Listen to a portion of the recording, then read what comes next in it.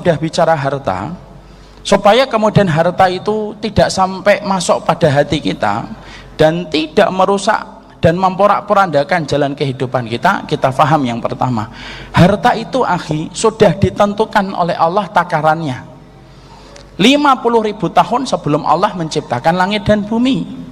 Dan sesungguhnya hartanya saya dan hartanya antum sudah ditakar oleh Allah, dan Allah tidak pernah salah di dalam takarannya.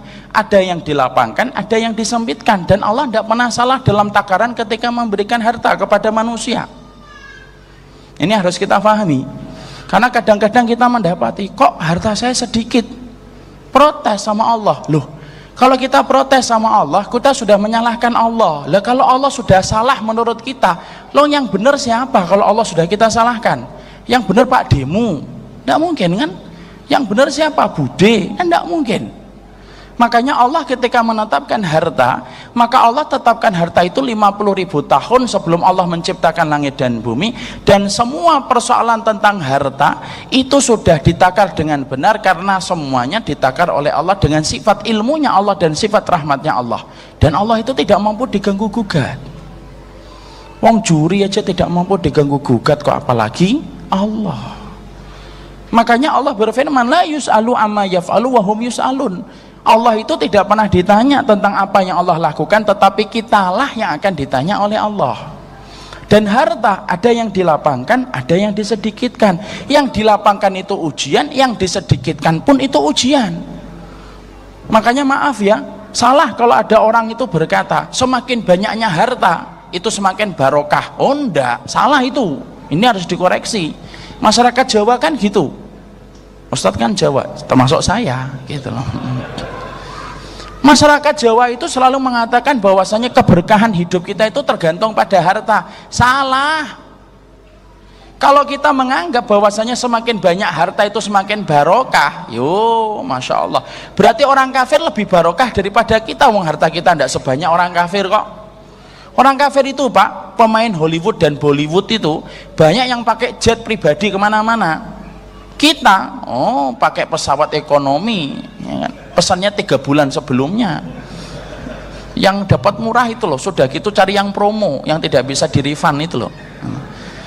Yang ketawa-ketawa ini saya curiga ini termasuk pelakunya. Bapak itu malah pertama paling keras itu. Maka kemudian di situ akhirnya kita jumpai lah, kalau kita mengidentifikasi barokah itu pada harta yang banyak, kemudian kita mengatakan barokah hidupnya, dan kalau sedikitnya harta itu tidak barokah, ya fatal Pak. Maka itu yang menjadikan akhirnya kita itu ngebut, menjadikan malam jadi siang, siang jadi malam ketika kita mencari harta, tidak peduli halal dan haram, ketika kita ingin mengatakan loh barokah kalau hartanya saya banyak. Sering nggak kadang-kadang kita duduk gitu sama istri kita di depan rumah gitu, ngomong, Bu Le, iya Mas, hidup kita barokah ya? Iya. Tuh mobil kita 2 sekarang, Masya Allah, motor kita 6 kan? Itu orang atau Gojek gitu kan. Motor kita 6, barokah betul ya. Kalau kita kemudian mengatakan itu salah, karena barokah itu tidak ditentukan kepada harta, tapi barokah itu dikatakan kullu ma tuzidukum fi ta'ah, apapun yang menambah taat itulah yang dinamakan barokah. Dan ingat, kalau Allah itu melapangkan itu ujian, dan sebagaimana Allah menyempitkan itu ujian. Dan ingat pula, kadang-kadang kita harus paham, Allah itu kalau benci sama orang kadang-kadang justru nambahkan harta, walaupun tidak semuanya. Jadi Allah itu kalau kadang-kadang benci sama orang karena orang itu banyak maksiat, justru Allah tambahkan kepadanya harta. Jadi tidak semuanya orang yang punya banyak harta itu pasti solih, belum tentu. Ada orang yang banyak hartanya justru karena dibenci oleh Allah. Masa Ustaz? Iya.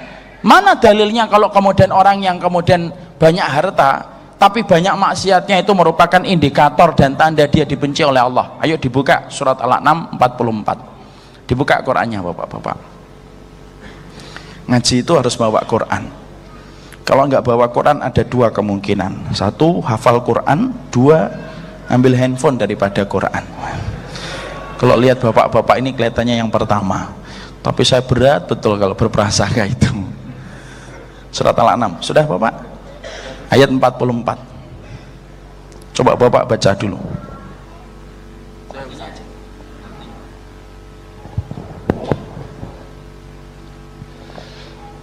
Maka ketika mereka melupakan peringatan yang telah diberikan kepada mereka, kami pun membukakan semua pintu kesenangan untuk mereka, sehingga ketika mereka bergembira dengan apa yang telah diberikan kepada mereka, kami siksa mereka secara tiba-tiba. Maka ketika itu mereka terdiam putus asa. Tuh ayatnya 44 Pak, saya bacakan ya ayatnya. Falamma nasu ma dzukiru bihim fatahna alaihim abwaaba kulli syai'in hatta idza farihu bima utu akhadnahum baktatan fa idahum mublisun. Kalau kami dapati manusia itu sudah lupa, artinya bermaksiat terus, lupa terhadap peringatan yang Allah berikan, apakah Allah mengirim adab? Oh belum tentu Pak, belum tentu orang yang berdosa itu dikirim adab.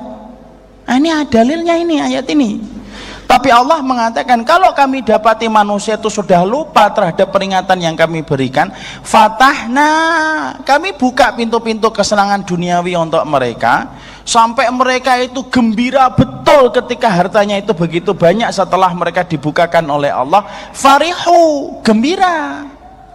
Ketika mereka gembira itu mereka tenggelam dalam kemaksiatan terus yang mereka lakukan. Ketika mendapatkan harta dimatikan oleh Allah, mati terhenyak kembali kepada Allah untuk mempertanggungjawabkan semua yang dia telah lakukan. Ini Pak di sini.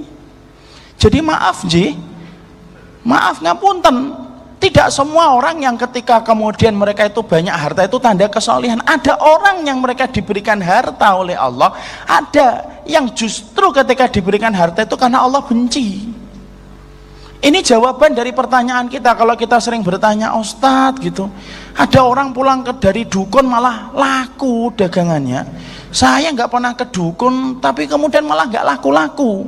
Nah, ini bukan karena yang datang ke dukun itu kemudian diridhai oleh Allah, enggak, tapi justru di situ kemudian Allah pengen memberikan pelajaran kepada kita. Loh, ada orang yang bermaksiat itu justru dijadikan lancar hartanya.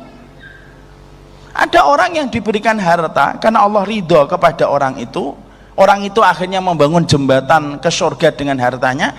Tapi tidak sedikit ada orang yang mereka itu diberikan harta justru karena maksiatnya.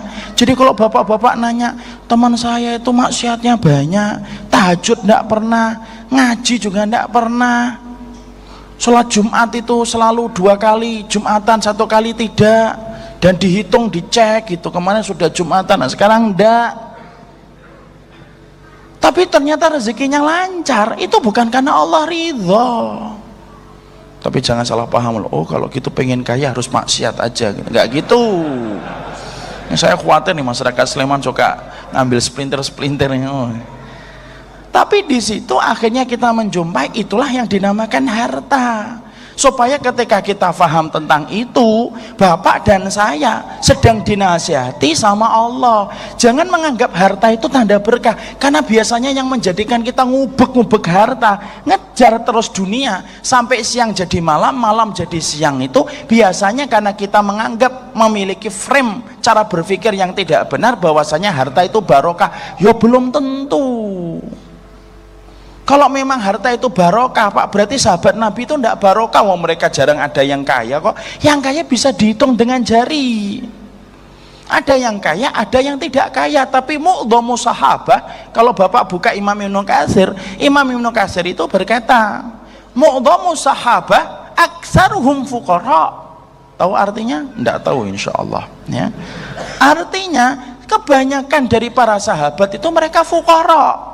Tapi mereka diberkahi oleh Allah atau enggak? Diberkahi. Mana dalilnya Ustaz? Loh, gelarnya mereka radhiyallahu anhum kok. Allah meridhai sama mereka. Berarti di situ akhirnya yang namanya harta itu Pak bukan indikator keberkahan hidup kita, tapi indikator keberkahan hidup kita itu apa? Yaitu ketika harta itu menambah taat, itu baru benar. Tapi kalau ada orang yang diberikan harta oleh Allah tapi kemudian karena kemaksiatan yang dia lakukan, itu bukan tanda ridhonya Allah. Dan itu yang kita harus pahami, keberkahan itu tidak sesuatu yang kita pandang indah, tapi justru sebaliknya, berkah itu sesuatu yang terkadang kita benci, malah tanda itu berkah Pak. Kadang-kadang kita nganggap sehat itu berkah, belum tentu. Ada orang yang sakit malah berkah, Pak. Sakitnya menambah dia untuk tobat dan menyesal kepada Allah. Itu kan sakit yang barokah. Makanya takarannya, kalau sudah kita paham barokah itu tidak ada kaitannya dengan harta, takarannya itu sudah ditentukan oleh Allah, Pak.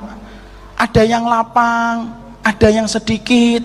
Kenapa begitu? Itu semuanya terjadi karena hikmah. Dan ketika Allah lapangkan ada ujian, dan ketika Allah sempitkan itu pun ada ujian. Orang yang lapang ujiannya kesyukuran, orang yang sempit ujiannya kesabaran. Dan Allah tidak pernah salah.